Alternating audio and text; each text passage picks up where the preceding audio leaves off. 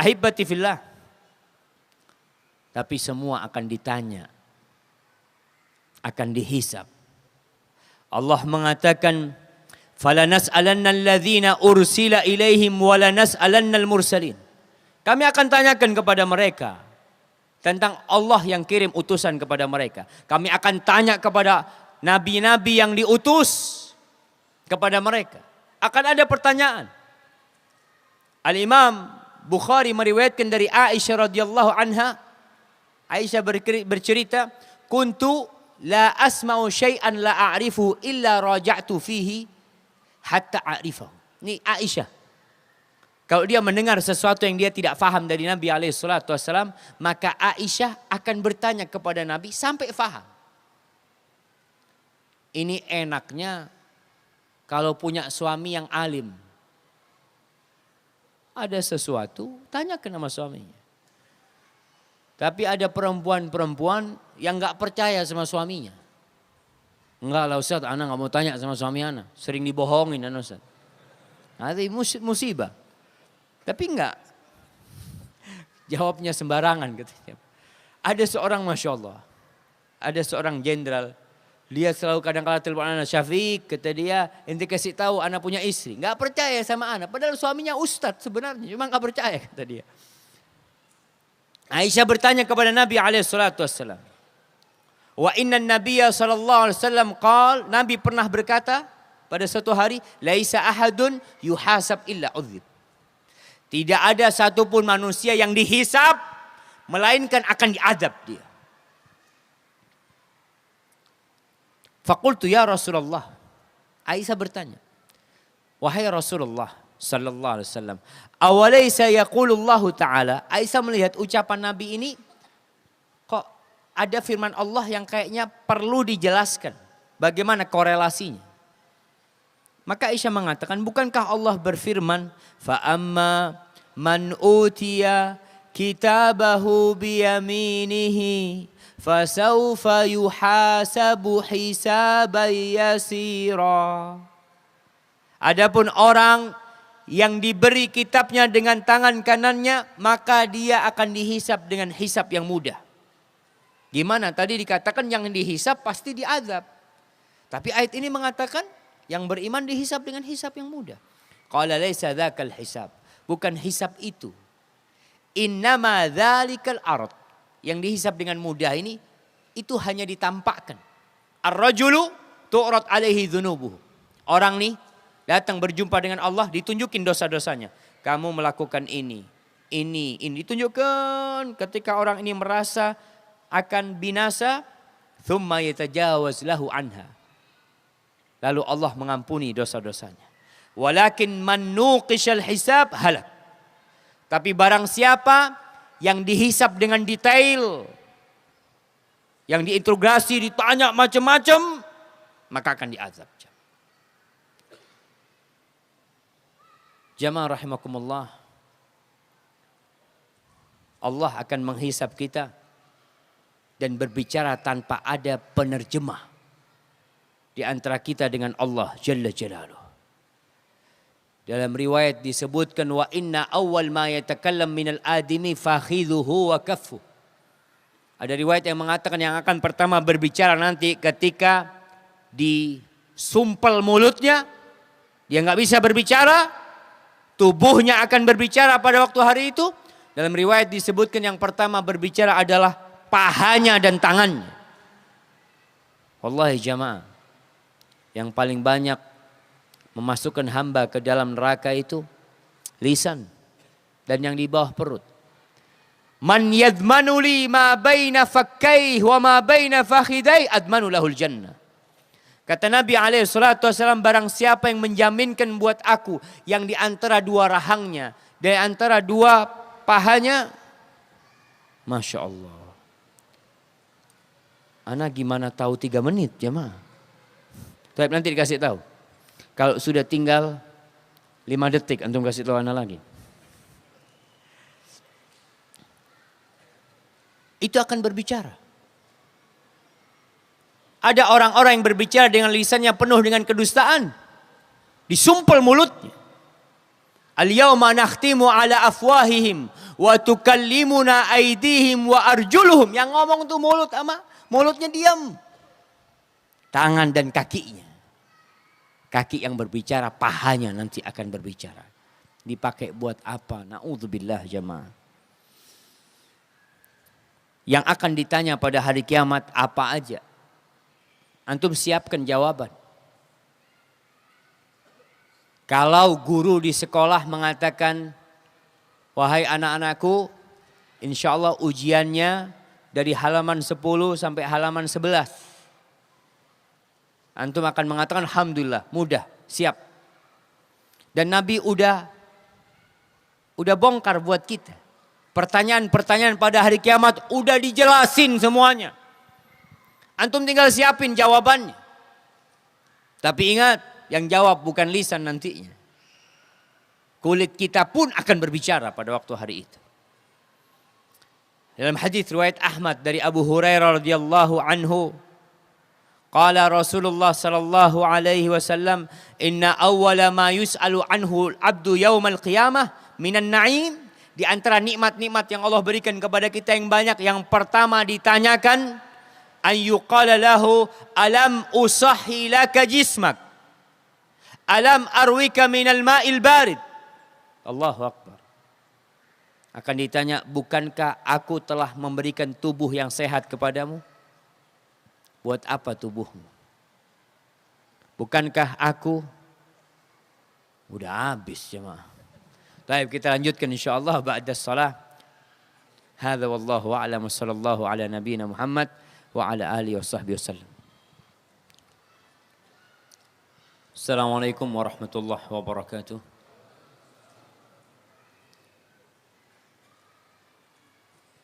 Alhamdulillah rabbil alamin.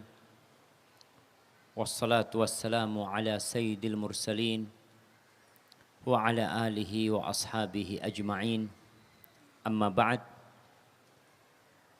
Jamaah rahimakumullah.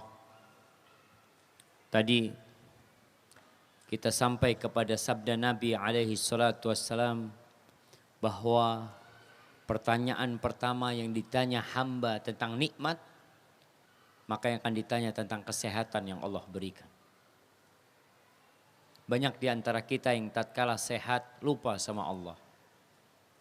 Ketika sakit ingin ke masjid. Banyak di antara kita yang ketika muda kuat gak berangkat umroh, gak berangkat haji. Padahal dia mampu. Tatkala dia sudah tua renta, sudah sakit-sakitan, baru mau berangkat haji. Allah akan tanyakan. Oleh karena itu Nabi SAW mengingatkan kita, mengatakan khud min sihatika li saqamin. Ambillah masa sehatmu itu sebagai bekal untuk masa sakit. Dan akan ditanya tentang minuman. Bukankah aku telah memberikan kepadamu minuman yang dingin? Kemudian pertanyaan nanti tentang umur, tentang masa muda, tentang ilmu, tentang harta. Ilmu akan ditanyakan. Madza amila bihi. Kita ini terkadang udah ngaji bulanan, tahunan, bahkan puluhan tahun, tapi nggak diamalin. Maka berusahalah jamaah. Jangan sampai Quran yang kita pelajarin, ilmu yang kita kaji, itu jadi balak buat kita. Akan ditanya tentang harta. Min aina iktasabahu wa fima anfaqahu. Dari mana antum dapat tuh harta? Oleh karena itu kita lihat nanti orang yang kaya raya, yang banyak duitnya, akan masuk surga terlambat. Yadkhulu fuqara'ul muhajirin. Orang-orang fakir dari kalangan muhajirin akan masuk surga 500 tahun sebelum orang kaya masuk surga. Antum mau jadi miskin apa kaya? Kalau kaya terlambat masuk surganya. Ya ma? Gimana? Selevel Abu Bakar, Masya Allah. Kaya cepat katanya jamaah. Sekarang antum udah kaya nih. Belum. Insya Allah mudah-mudahan selevel Abu Bakar nantinya. Masya Allah. Barakallahu fikum. Jamaah rahimakumullah. Rasulullah sallallahu alaihi wasallam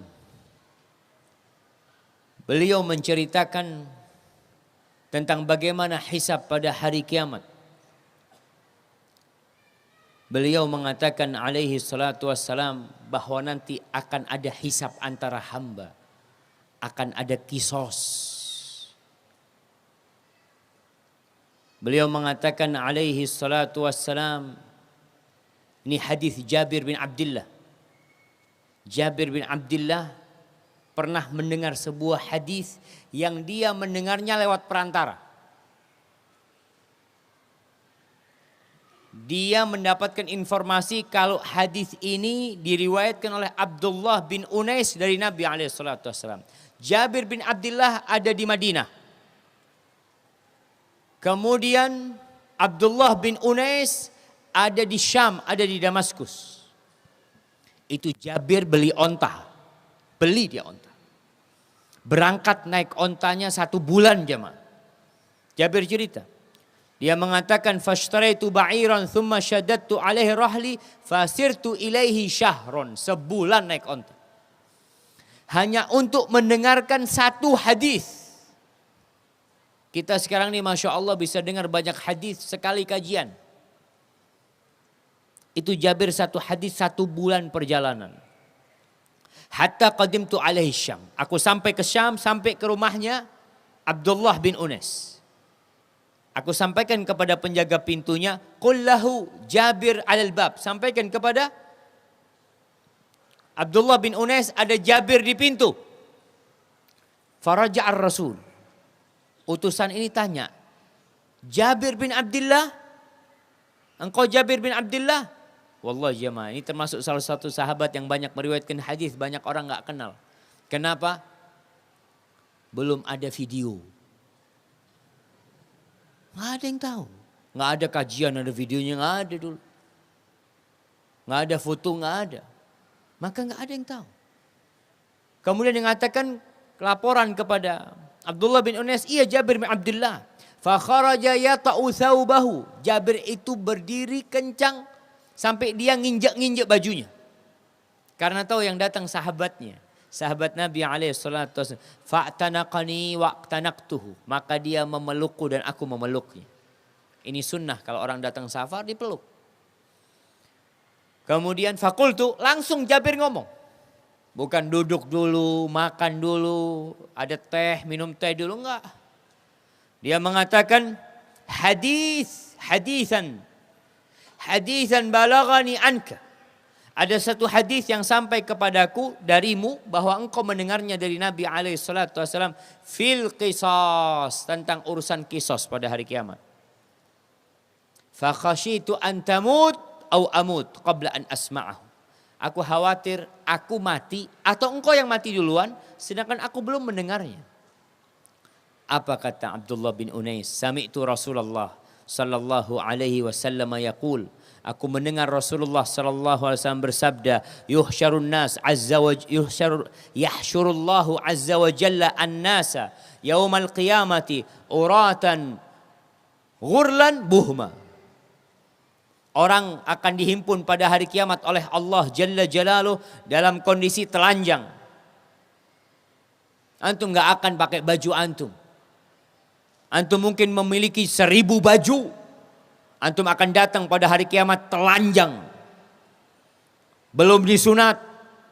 Dalam riwayat hufatan, tidak beralas kaki. Buhman. Fakultu wama buhman. Apa artinya buhman?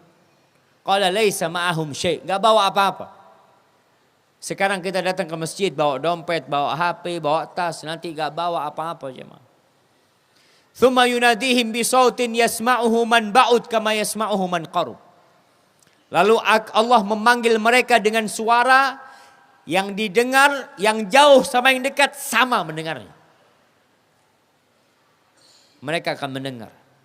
Allah mengatakan apa? Anal Malik Ana dayyan la yanbaghi li ahadin min ahli an-nar an yadkhula an-nar walahu 'inda ahadin min ahli jannati haq hatta aqussahu minhu.